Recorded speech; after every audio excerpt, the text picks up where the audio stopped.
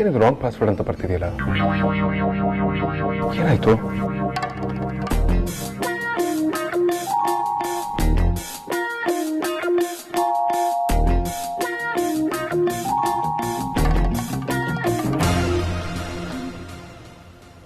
ಏನಾಯ್ತು ವೇದಾಂತ್? ನಥಿಂಗ್. ಏನು ಅಂತ ಹೇಳ್ಬಾರ್ದಾ? ಐ ಥಿಂಕ್ ಪಾಸ್ವರ್ಡ್ ಮರ್ತು ಹೋಗಿದ್ದೀನಿ ಅನಿಸ್ತದೆ. ಅಯ್ಯೋ, ನಾನು ಹೆಲ್ಪ್ ಮಾಡ್ಲಾ? ಸರಿ, ಓಕೆ. ಆದರೆ ಒಂದು ಕಂಡೀಷನ್, ಅದಕ್ಕೆ ಒಪ್ಕೊಂಡ್ರೆ ಮಾತ್ರ ಮಾಡ್ತೀನಿ. ನೀನು ಏನು ಬೇಕಾದರೂ ಮಾಡು, ಒಟ್ಟಿನಲ್ಲಿ ಅರ್ಜೆಂಟಾಗಿ ಮಾಡು. ನೀನು ಏನು ಹೇಳಿದ್ರು ಓಕೆ.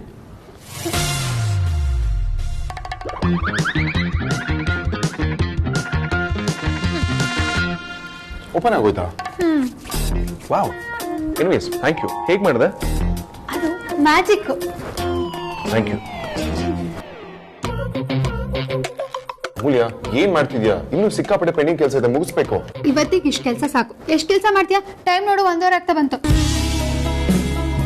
ಮದುವೆ ಆಗಿನೂ 1 ತಿಂಗಳು ಆಗಿಲ್ಲ, ಆಗ್ಲೇ ಇಷ್ಟು ಬ್ಯುಸಿ ಆಗಿಬಿಟ್ರೆ ಹೆಂಗೆ?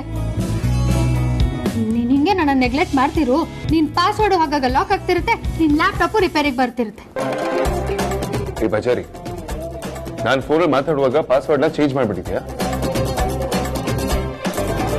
ಹಾಗಾದ್ರೆ ನೀನೇ ಪಾಸ್ವರ್ಡ್ ಚೇಂಜ್ ಮಾಡಿ ಮತ್ತೆ ಹೊಸ ಪಾಸ್ವರ್ಡ್ ಹಾಕಿದ್ಯಾ? ಮಾಡ್ತೀನಿ ತಾಳು ನಿನಗೆ.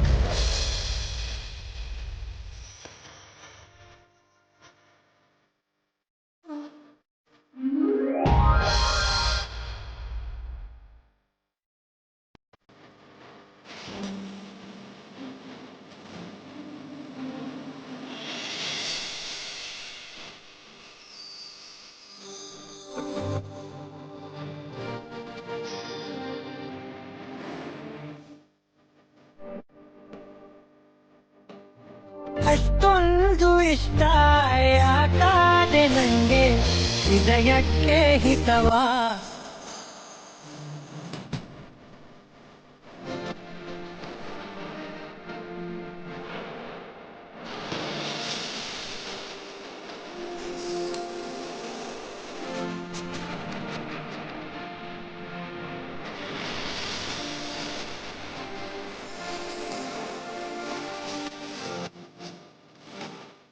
ಸತ್ಯ, ಪಾಸ್ವರ್ಡ್ ಚೇಂಜ್ ಮಾಡಿದ್ದಕ್ಕೂ ಸಾರ್ಥಕ ಆಯ್ತು. ನನ್ನ ಗಂಡಂಗೂ ರೊಮ್ಯಾನ್ಸ್ ಮಾಡಬೇಕು ಅಂತ ಅನ್ನಿಸ್ತಲ್ಲ. ಹೌದು ಬಜಾರಿ, ಬಟ್ ಏನು ಮಾಡಲಿ, ಸಿಕ್ಕಾಪಟ್ಟೆ ಕೆಲಸ ಇದೆ. ನೀನು ಕೆಲಸ ಮಾಡ್ತೀಯ ಅಂದರೆ ಎಷ್ಟು ಬೇಕಿದ್ರೂ ಬರುತ್ತೆ. ಅದ್ರ ಜೊತೆಗೆ ನಿನ್ನ ಹೆಲ್ತ್ ನೋಡ್ಕೊಳ್ಳೋದು ಮುಖ್ಯ.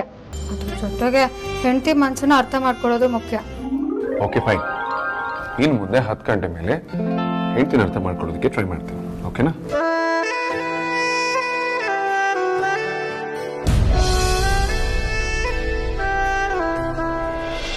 ಏನಾಯ್ತು? ಇವತ್ತು ಸಂಕ್ರಾಂತಿ ಹಬ್ಬ ಹೇಗಾಯ್ತು? ಐಮ್ ಸಾರಿ, ನಾನು ವಿಕ್ರಮ್ ಬರೋದಕ್ಕಾಗಲೇ ಇಲ್ಲ.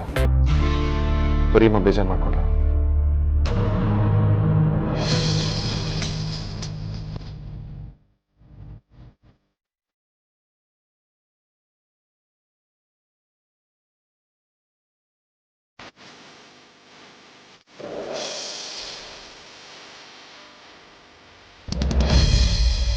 ಇದನ್ನೇ ಕೇಳ್ತಿರೋದು.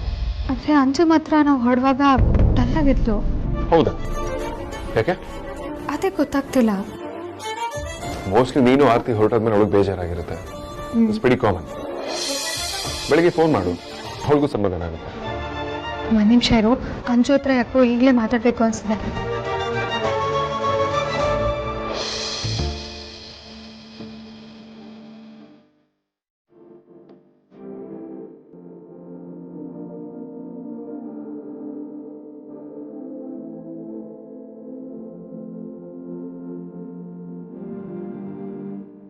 ರಿಸೀವ್ ಮಾಡ್ತಿಲ್ಲ.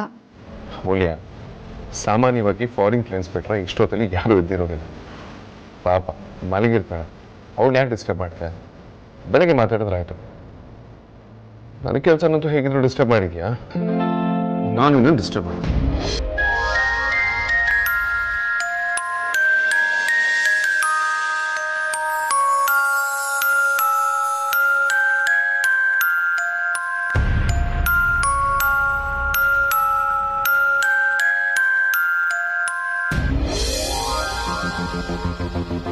ವೈಜಯಂತಿ ಅಮ್ಮನ ಮನೆ ಕರ್ಕೊಬಂದು ಒಳ್ಳೆ ಕೆಲಸ ಮಾಡಿದ್ರಿ. ಅವರು ಊರಿಗೆ ಹೋಗ್ತೀನಿ ಅಂತ ನಿಂತಿದ್ರು. ನಾನು ಅಗ್ರಜ ಅವ್ರನ್ನ ಎಷ್ಟು ಕನ್ವಿನ್ಸ್ ಮಾಡಿದ್ವಿ ಗೊತ್ತಾ? ಕೊನೆಗೂ ಏನೋ ಕನ್ವಿನ್ಸ್ ಮಾಡಿ ಮನೆ ಕರ್ಕೊಂಡ್ಬಂದ್ವಿ. ಆದರೆ ಅವರು ತುಂಬ ಹೆದರ್ಕೊಂಡಿದ್ದಾರೆ. ನಾನು ಅವ್ರನ್ನ ಮಾತಾಡ್ಸಕ್ಕೆ ಹೋದೆ, ಆದರೆ ಸರಿಯಾಗಿ ಮಾತಾಡಲೇ ಇಲ್ಲ. ಹೆದರಿಕೆ ಆಗದೆ ಇರುತ್ತಲ್ವಾ? ನಮ್ಮ ಆಫೀಸಲ್ಲೇ ಯಾರೇ ಜೋರಾಗಿ ಮಾತಾಡಿದ್ರು ಪಾಪ ಬೆಚ್ಚ ಬೀಳ್ತಾ ಇದ್ರು. ಇನ್ ಕಿಡ್ನಾಪರ್ಸ್ ಕಿಡ್ನಾಪ್ ಮಾಡಿ ಅಲ್ಲಿ ಇಟ್ಟಿದ್ರು ಅಂದ್ರೆ ಮನ್ಸಿಗೆ ಎಷ್ಟು ಶಾಕ್ ಆಗಿರ್ಬೇಡ. ಪಾಪ ಅವರೆಷ್ಟು ಸ್ವೀಟಾಗಿ ನಗ್ತಾರೆ. ಆ ನಗುಲಿ ಒಂದು ಪ್ಯೂರಿಟಿ ಇದೆ. ಅವ್ರನ್ನ ನೋಡಿದ್ರೆ ಕೈ ಮುಗಿಬೇಕು ಅನ್ಸುತ್ತೆ. ಅಂಥವ್ರನ್ನ ಕಿಡ್ನಾಪ್ ಮಾಡಿಸಿದ್ದಾರೆ ಅಂದ್ರೆ ಅವ್ರಿಗೆ ನಿಂತವ್ರು ಇರಬೇಕು. ಅದು ಕರೆಕ್ಟ್ ಧ್ರುವ. ಬಟ್ ಸ್ವಲ್ಪ ದಿವಸದಿಂದ ನಮ್ಮ ಮನೇಲಿ ಏನೆಲ್ಲ ಆಗ್ತಿದೆ.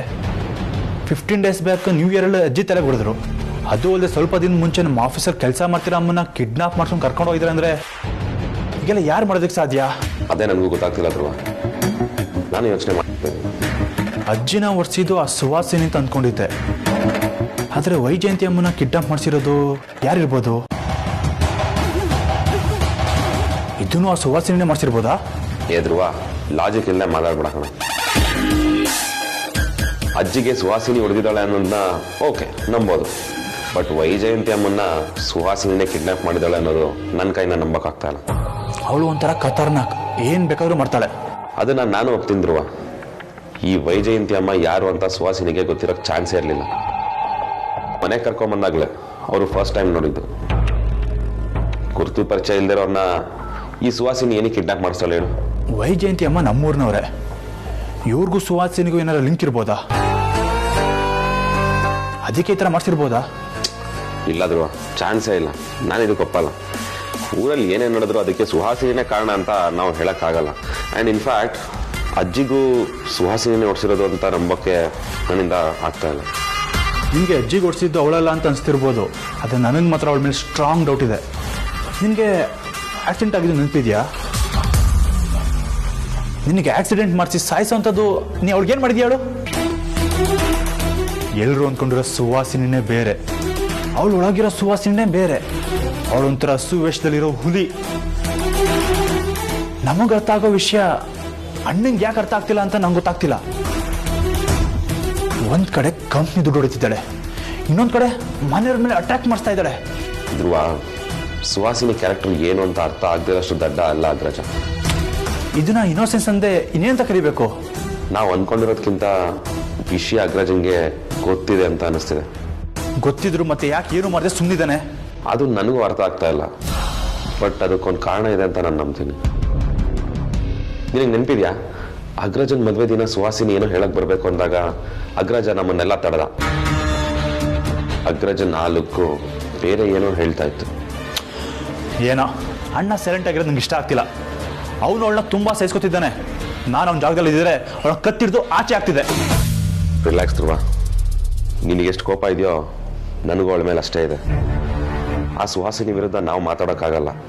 ಮಾತಾಡಿದ್ರೆ ಅಗ್ರಜನ್ಗೆ ನಾವೇ ವಿಲನ್ಗಳಾಗೋದು. ಅವನು ಅವಳನ್ನ ತ್ಯಾಗಮಯಿ ತಾಯಿ ಅನ್ಕೊಂಡ್ಬಿಟ್ಟಿದ್ದಾನೆ. ಅವಳು ಎಂಥ ವಿಲನ್ ಅಂತ ಗೊತ್ತು ಮಾಡ್ಸೋಕ್ಕೆ ನಮ್ಗೊಂದೇ ಒಂದು ಸಾಲಿಡ್ ಪ್ರೂಫ್ ಬೇಕು.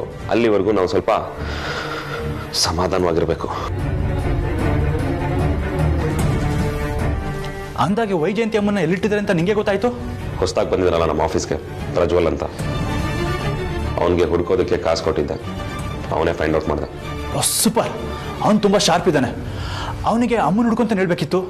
ಎಸ್, ಅದನ್ನು ಹೇಳಿದ್ದೀನಿ. ಇನ್ಫ್ಯಾಕ್ಟ್ ಅವನು ಬಂದಿರೋದೇ ಅದಕ್ಕೆ.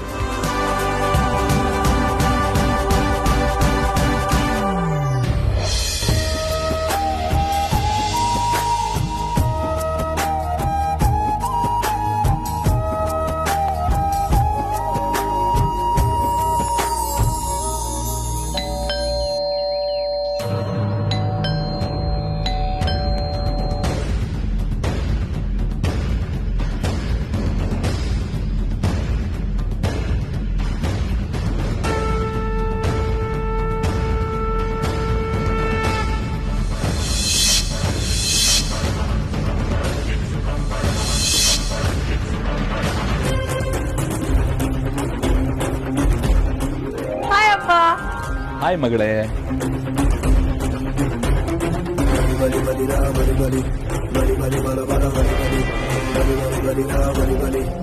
ಅಪ್ಪ ಅಪ್ಪ ನಾನು ನೀವು ಬರೋದನ್ನೇ ಕಾಯ್ತಾ ಇದ್ದೆ. ನೀವು ಹೇಳಿದ ಟೈಮಿಗೆ ಕರೆಕ್ಟ್ ಆಗಿ ಬಂದಿದ್ದೀರಾ. ಅದಕ್ಕೆ 1 ಬೆಲ್ ಆಗ್ತಿದಂಗೆ ನಾನೇ ಓಡ್ಕೊಂಡು ಬಂದು ಬಾಗ್ಲು ಓಪನ್ ಮಾಡಿದೆ. By the way get together ಹೇಗಿತ್ತು? ಎಂಜಾಯ್ ಮಾಡಿದ್ರಾ? ಸಖತ್ ಎಂಜಾಯ್ ಮಾಡಿದ್ವಿ. ನಾವು ಕಾಲೇಜ್ ಡೇಸ್ ಅಲ್ಲೂ ಇಷ್ಟೊಂದು ಎಂಜಾಯ್ ಮಾಡಿರ್ಲಿಲ್ಲ. ಎಲ್ಲ ಕಾಲೇಜ್ ಫ್ರೆಂಡ್ಸ್ ಸೇರ್ಕೊಂಡು ಮಜಾನೋ ಮಜಾ. ಸುಮ್ಮಿರಿ ಅಪ್ಪ, ನೀವು ಪ್ರತಿ ಸಲ ಪಾರ್ಟಿ ಮಾಡಿದಾಗ್ಲೂ ಇದೇ ಡೈಲಾಗ್ ಹೊಡಿತೀರಾ. ಇಲ್ಲ ಅದ್ಯಾ, ನಾವು ಕಾಲೇಜ್ ಫ್ರೆಂಡ್ಸ್ ಎಲ್ಲ ಸೇರ್ಕೊಂಡು ತುಂಬಾ ವರ್ಷಗಳಾಗಿತ್ತು. ಅದಕ್ಕೆ ಮೊನ್ನೆ ಒಬ್ರು ಫ್ರೆಂಡ್ ಮನೇಲಿ ಎಲ್ಲರೂ ಒಟ್ಟಿಗೆ ಸೇರಿದ್ವಿ. ಮೀಟ್ ಮಾಡಿ ಏನ್ ಮಾಡಿದ್ರಿ? ಎಲ್ರು ಹಳೆ ವಿಷಯನೆಲ್ಲ ನೆನ್ಪು ಮಾಡ್ಕೊಂಡು ಒಬ್ರಿಗೊಬ್ರು ರೇಗ್ಸಿದ್ವಿ, ಹಾಡು ಹೇಳಿದ್ವಿ, ಡ್ಯಾನ್ಸ್ ಮಾಡಿದ್ವಿ, ಜೊತೆ ಕೂತ್ಕೊಂಡು ಊಟ ಮಾಡಿದ್ವಿ. ಅಷ್ಟೇ ಅಲ್ಲ, ಕೊನೆಗೆ ಎಲ್ರು ಸೇರ್ಕೊಂಡು ಸೆಲ್ಫಿ ತಗೊಂಡ್ವಿ. ಒಟ್ಟಿನಲ್ಲಿ ಚೆನ್ನಾಗಿ ಎಂಜಾಯ್ ಮಾಡಿದ್ವಿ ಆದ್ಯ. ನನಗಂತೂ ನನ್ನ ಕಾಲೇಜ್ ಡೇಸ್ ಎಲ್ಲ ಒಂದ್ಸರಿ ಕಣ್ಮುಂದೆ ರಪ್ ಅಂತ ಬಂದೋದಂಗಾಯ್ತು. ಹೌದಪ್ಪ, ಆಗಾಗ ಫ್ರೆಂಡ್ಸ್ ಈ ತರ ಮೀಟ್ ಮಾಡ್ತಾ ಇದ್ರೆ ಏನೇ ಸ್ಟ್ರೆಸ್ ಇದ್ರೂ ಕಮ್ಮಿ ಆಗತ್ತೆ. ಮೊದಲೇ ನೀವು ಸ್ವಲ್ಪ ಟೆನ್ಷನ್ ಗಿರಾಕಿ, ಆಗಾಗ ಫ್ರೆಂಡ್ಸ್ ನ ಈ ತರ ಮೀಟ್ ಮಾಡ್ತಾ ಇರಿ. ಎಕ್ಸಾಕ್ಟ್ಲಿ ಕರೆಕ್ಟ್ ಮಗಳೇ. ಅದಕ್ಕೆ ನಾನು ನಮ್ಮ ಕಾಲೇಜ್ ಫ್ರೆಂಡ್ಸ್ ಗ್ರೂಪ್ ಅಲ್ಲಿ ಒಂದು ಫಾರಿನ್ ಟ್ರಿಪ್ ಪ್ಲಾನ್ ಮಾಡಿ ಅಂತ ಮೆಸೇಜ್ ಹಾಕ್ತೀನಿ. ಅಪ್ಪ, ಹಾಗಂತ ಇದನ್ನೇ ಅಡ್ವಾಂಟೇಜ್ ಆಗಿ ತಗೊಂಡು ಬರೀ ಫಾರಿನ್ ಟ್ರಿಪ್ ಪಾರ್ಟಿ ಅಂತ ಹೇಳಿ ಮಾಡ್ತಾ ಇರ್ಬೇಡಿ. ನಿಮಗೂ ಮನೆ ಮಕ್ಕಳು ಅಂತ ಇದ್ದಾರೆ, ಸ್ವಲ್ಪ ಅವ್ರ ಕಡೆನೂ ಗಮನ ಕೊಡಿ. ಇಲ್ಲ ಆದ್ಯ, ಸುಮ್ಮನೆ ತಮಾಷೆಗೆ ಹೇಳಿದೆ. ಅದಿರ್ಲಿ, ಅಜ್ಜಿ ಹೇಗಿದ್ದಾರೆ? ಟೈಮಿಗೆ ಮೆಡಿಸಿನ್ಸ್ ತಗೊಳ್ತಾ ಇದಾರಲ್ವಾ? ಅಪ್ಪ, ಅಜ್ಜಿ ಬಗ್ಗೆ ತಲೆನೇ ಕೆಡ್ಸ್ಕೋಬೇಡಿ, ಅವ್ರಂತೂ ಸೂಪರ್ ಆಗಿದ್ದಾರೆ. ಅಷ್ಟೇ ಅಲ್ಲ, ಅಣ್ಣ ಅವ್ರನ್ನ ನೋಡ್ಕೊಳಕ್ಕೆ ಅವ್ರನ್ನ ಕರ್ಕೊಂಡ್ ಬಂದಿದ್ದಾರೆ. ಅವ್ರಿಂದ ನಮ್ಮನೇಲೆ ಇರ್ತಾರೆ. ಓ ಹೌದಾ, ಒಳ್ಳೆ ಐಡಿಯಾ ಪುಟಿ. ವೇದಾಂತ್ ತುಂಬಾ ಒಳ್ಳೆ ಕೆಲಸನೇ ಮಾಡಿದ್ದಾನೆ. ಹೌದು, ಯಾರವರು ಇದಕ್ಕೂ ಮುಂಚೆ ಎಲ್ಲಿದ್ರಂತೆ, ಏನ್ ಮಾಡ್ತಾ ಇದ್ರಂತೆ? ಅಪ್ಪ, ಅವ್ರ ಹೆಸರು ನಮ್ಮ ಅಜ್ಜಿ ಹೆಸರೇ, ವೈಜಯಂತಿ ಅಂತ. ಅವ್ರ ಇಷ್ಟ ನಮ್ಮ ಆಫೀಸಲ್ಲೇ ಕೆಲಸ ಮಾಡ್ಕೊಂಡಿದ್ರು. ಪಾಪ ಅವ್ರ ಕಡೆಯವರು ಅಂತ ಅವ್ರಿಗೆ ಯಾರೂ ಇಲ್ವಂತೆ. ಅದಕ್ಕೆ ಅಣ್ಣ ಅಜ್ಜನ್ ನೋಡ್ಕೊಳ್ಳಿ ಅಂತೇಳಿ ಮನೆ ಕರ್ಕೊಂಡ್ ಬಂದಿದ್ದಾನೆ. ಗುಡ್ ಆದ್ಯಾ, ಯಾರಾದ್ರೂ ಆಗಿರ್ಲಿ, ಅತ್ತೇನ ಚೆನ್ನಾಗಿ ನೋಡ್ಕೊಂಡಿದ್ರೆ ಆಯ್ತು ಅಷ್ಟೇ. ನಾನೇ ಅಮ್ಮನ್ ನೋಡ್ಕೊಳಕ್ ಬಂದಿದ್ದೀನಿ ಅಂತ ಈಗ ಇವ್ರು ಖಂಡಿತ ಗೊತ್ತಾಗತ್ತೆ. ಈಗಾಗ್ಲೇ ಶ್ರೀಧರ್ಗೆ ನನ್ನ ಮೇಲೆ ಡೌಟ್ ಬಂದಿದೆ. ಶ್ರೀಧರ್ ನನ್ನನ್ನು ನೋಡಿದ್ರೆ ಒಂದಷ್ಟು ಪ್ರಶ್ನೆ ಕೇಳೋದ್ರಲ್ಲಿ ಅನುಮಾನನೇ ಇಲ್ಲ. ಆಗ ನಾನು ಏನ್ ಮಾಡೋದು?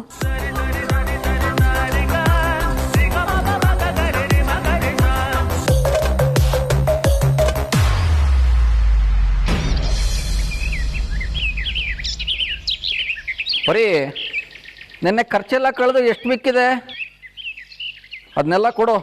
ಮೆಸ್ಗೆ ದಿನಸಿ ತರಬೇಕು. ರೀ, ತುಂಬ ಖರ್ಚಾಗೋಗಿದೆ.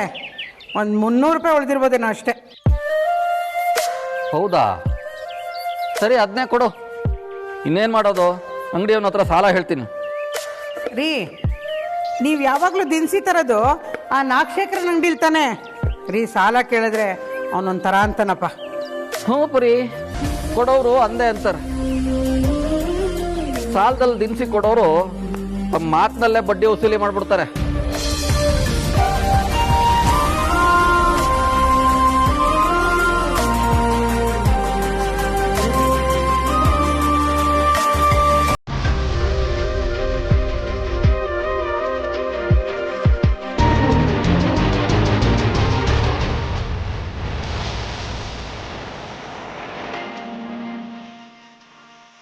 $25,000 ಇಷ್ಟೊಂದು ದುಡ್ಡೆಲ್ಲಿಂದ ಬಂತು? ಅಮ್ಮ, ಸ್ವಲ್ಪ ಜೀರಿಗೆ ತಗೊಳ್ತೀನಿ. ಯಾಕಮ್ಮ, ಏನಾಯ್ತು? ಇದೇನಿಲ್ಲಮ್ಮ, ಹೊಟ್ಟೆ ಭಾರ ಅನಿಸ್ತದೆ ಅಷ್ಟೇ.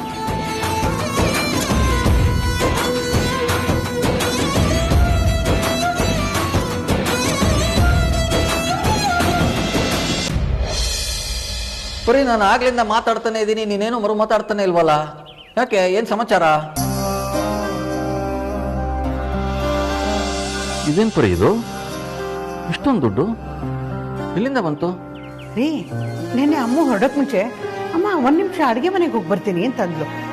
ಇದು ಖಂಡಿತವಾಗ್ಲೂ ಅವಳದೇ ಕೆಲಸ ರೀ. ಅವಳ ಮನಸ್ಸು ಇನ್ನು ಈ ಮನೇಲೇ ಇದೆ ರೀ. ಅವಳು ನಮ್ಮ ಕಷ್ಟಕ್ಕೆ ಯಾವಾಗಲೂ ಬೆಡಿತಾಳೆ. ಮದುವೆಗೆ ಮುಂಚೆ ಅವಳು ದುಡಿತಾ ಇದ್ಲು ರೀ. ಆಗ ಮಗಳು ನಮಗೇನು ಬೇಕೋ ಕೇಳಿ ತಗೋತಾ ಇದ್ವಿ. ಮದುವೆ ಮಾಡ್ಕೊಂಡು ಹೋದ್ಮೇಲೆ ಅವಳು ಆ ಮನೆ ಸೊಸೆ ಆದ್ಲು. ಆಗ ನಂದೊಂದು ಕೈಯೇ ಮುರಿದೋಯ್ತೇನೋ ಅಂತ ಅನ್ನಿಸ್ತು ನನಗೆ.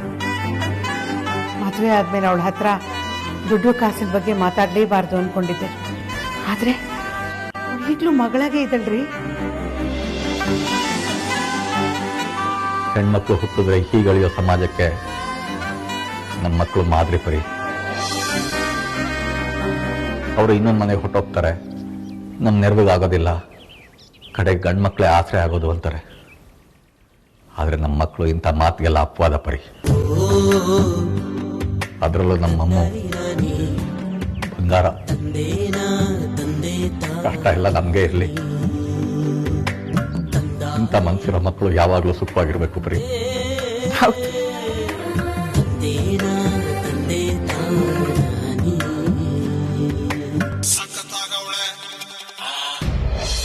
ಹಾಯ್ ಅಂಜು. ಹಾಯ್ ಅಕ್ಕ, ಹೇಗಿದೆಯಾ? ಓ ನಾನ್ ಸೂಪರು. ಹೌದು, ನಿನ್ನೆ ರಾತ್ರಿ ಯಾಕೆ ಕಾಲ್ ಮಾಡಿದ್ದೆ?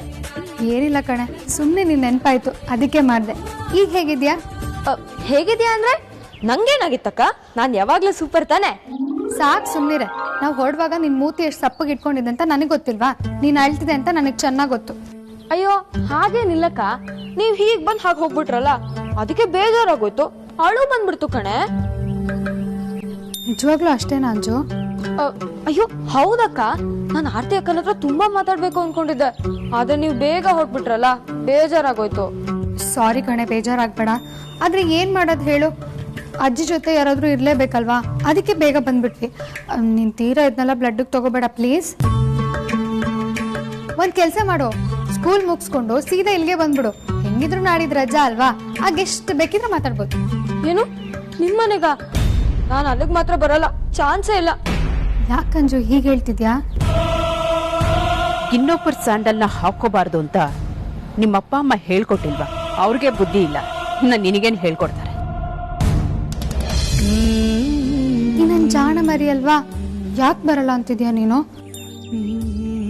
ನೀನ್ ಏನೇ ಇದ್ರು ನನ್ನ ಹತ್ರ ಹೇಳು, ಏನು ಮುಚ್ಚಿಡ್ಬೇಡ ಆಯ್ತಾ? ಏನಿಲ್ಲ ಬಿಡಕ್ಕ, ಸುಮ್ನೆ ಹೇಳ್ದೆ.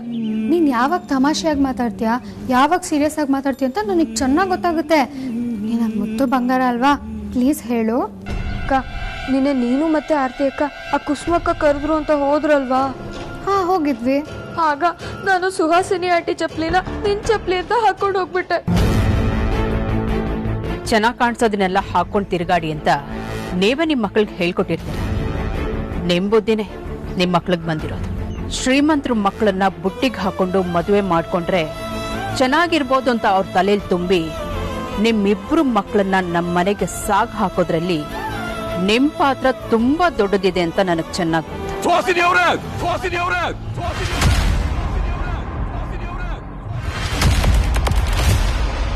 ಇಷ್ಟೇ ಕಡೆ ಆಗಿದ್ದು, ಆದ್ರೆ ಅಮ್ಮ ಈ ವಿಷಯನ ನಿಂಗೆ ಹೇಳ್ಬೇಡ ಅಂದಿದ್ಲು.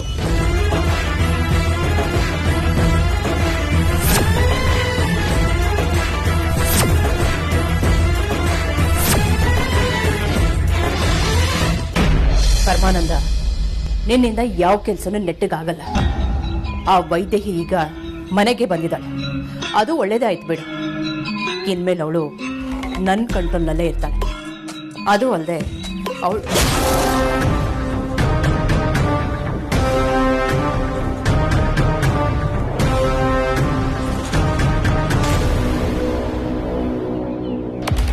ಯಾರು ನನ್ನ ಚಪ್ಪಲಿನ ಹೇಗಿಟ್ಟಿರೋದು? ನಾನೇ ಅತ್ತೆ. ನೀನ? ನಿನಗೇನಾದ್ರೂ ತಲೆ ಕಿಲೆ ಕೆಟ್ಟಿದ್ಯಾ ಹೇಗೆ? ಕಾಲ್ಗೆ ಹಾಕೊಳ್ಳೋ ಚಪ್ಪಲಿನ ಯಾರಾದ್ರೂ ಈ ತರ ಡೆಕೋರೇಟ್ ಮಾಡ್ತಾರೆ? ಹೌದಾ ಅತ್ತೆ?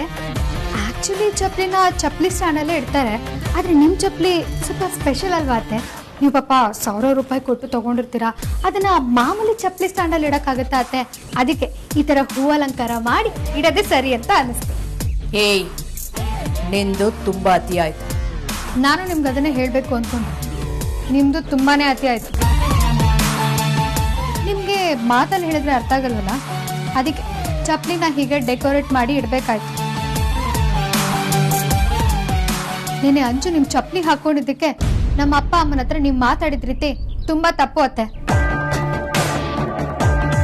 ಆ ಘಟನೆ ಏನಾದ್ರೂ ನನ್ನ ಕಣ್ ಮುಂದೆ ನಡೆದಿದ್ರೆ ಆ ಕಥೆನೆ ಬೇರೆ ಆಗಿರ್ತಿತ್ತು. ಪ್ರತಿ ಹೆಣ್ಮಕ್ಳಿಗೂ ಅವ್ರ ತವ್ರ ಮನೆ ಸ್ವರ್ಗಕ್ಕೆ ಸಮಾನ. ನಿಮ್ ಶ್ರೀಮಂತಿಗೆ ನಮ್ಮ ಅಪ್ಪ ಅಮ್ಮನ ಪ್ರೀತಿ ಮುಂದೆ ಸಣ್ಣದೆ. ಅಲ್ಲ, ನನ್ನ ತಂಗಿ ಕನ್ಫ್ಯೂಸ್ ಆಗಿ ನಿಮ್ ಚಪ್ಲಿನ ನನ್ ಚಪ್ಲಿ ಅನ್ಕೊಂಡು ಹಾಕೊಂಡು ಹೋಗಿದ್ದಕ್ಕೆ ಅಷ್ಟೆಲ್ಲ ಅವಮಾನ ಮಾಡೋದಾ? ನೀವ್ ಶ್ರೀಮಂತರಿರ್ಬೋದು, ನಾವು ಬಡವರೇ ಇರ್ಬೋದು, ಆದ್ರೆ ನಮ್ಮಪ್ಪ ಅಮ್ಮ ಕಳ್ರಲ್ಲ, ದುಡುಕ್ ತಿನ್ನೋರು. ದಯವಿಟ್ಟು ಈ ತರ ನಡ್ಕೋಬೇಡಿ ಅತ್ತೆ. ನೀವು ನನ್ನ ಅತ್ತೆ ಅಂತ ಈ ಸತಿ ಸುಮ್ಮನೆ ಆಗ್ತಿದ್ದೀನಿ. ಇನ್ನೊಂದ್ಸತಿ ಏನಾದ್ರೂ ಈ ತರ ನಡ್ಕೊಂಡ್ರೆ ಚೆನ್ನಾಗಿರಲ್ಲ.